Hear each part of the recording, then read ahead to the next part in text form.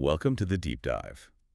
So today we're tackling something really critical for, well, pretty much any business trying to grow. The ideal customer profile, your ICP. That's right. It sounds like jargon maybe, but it's fundamental. Exactly. We've been looking at some insights from Harsh Makwana, and it's become really clear that having a sharp picture of who you're selling to isn't just, a nice concept. It drives everything. It really does. So our mission today is to unpack why having a fuzzy idea of your customer can actually hold you back, maybe even sabotage your growth, and what you can actually do about it. Yeah, and it's interesting because so many founders, they pour energy into the product, the tech, the market even, but they haven't truly nailed down who it's all for. Specifically, it's like having this amazing car, but zero map. Perfect analogy. And Harsh argues, pretty convincingly, I think, that a lot of that stalled growth, those frustrating sales calls we all hate, We've all been there. they often boil down to this, an unclear ICP that's actively working against you.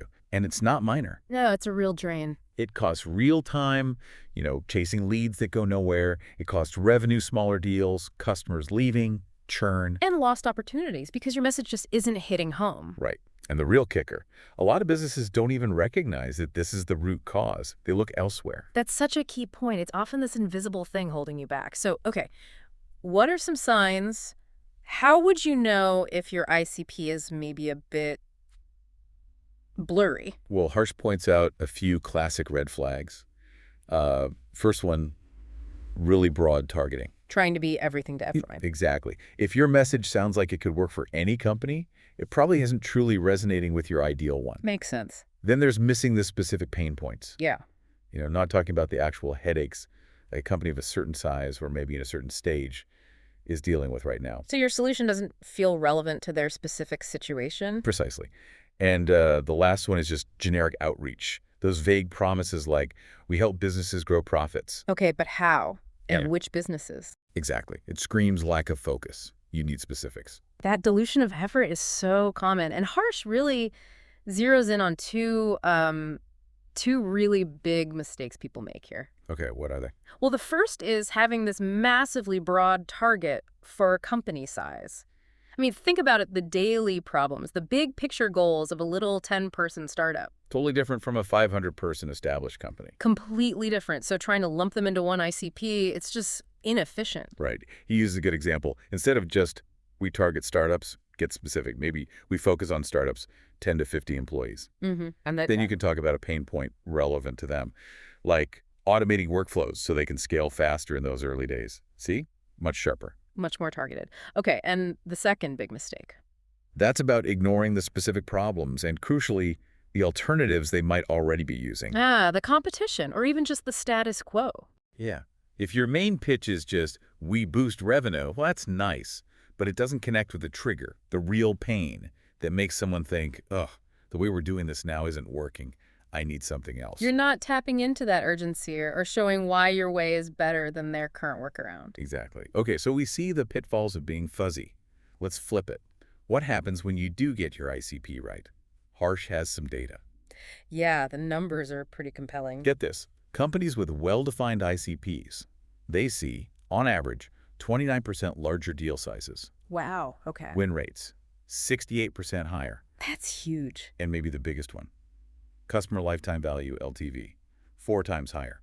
4x. 4 times. That really underlines the value of focus, doesn't it? It's not just about closing deals. It's about closing the right deals with customers who stick around and grow. Totally. And that Cervica case study he mentions. Oh, yeah, the Sauce and Company. They looked at their own data and found the customers fitting their ICP brought in 70% of their revenue. 70%. And had that 4x higher LTV.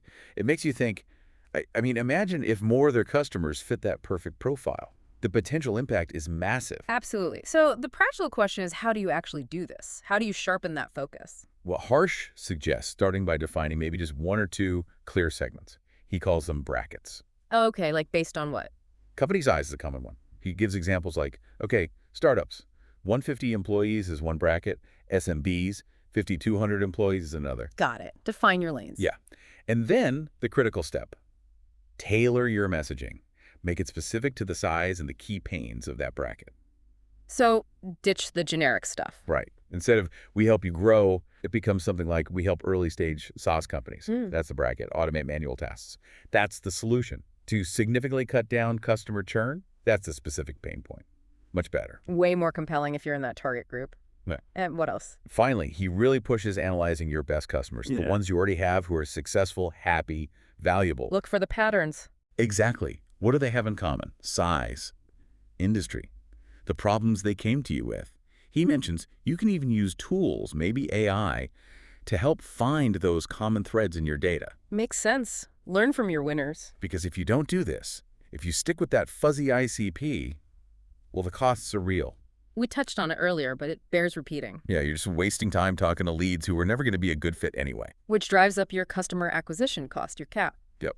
And the bottom line, slower growth, maybe even stagnant revenue, it holds the whole business back.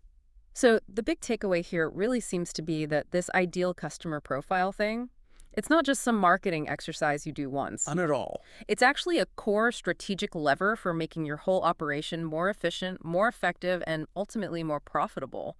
Getting that focus sharpens everything else. It really does. So here's maybe a final thought for everyone listening.